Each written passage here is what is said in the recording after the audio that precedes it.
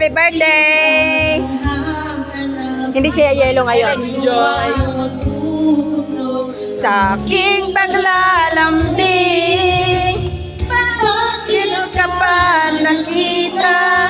Bakit pa nakilala kung ang puso ko ay iiwan mo lang at sa isang tao kung siya'y higit sa akin naroon man ang pagdaramdam ito aking kakayanin. Happy birthday! Happy birthday!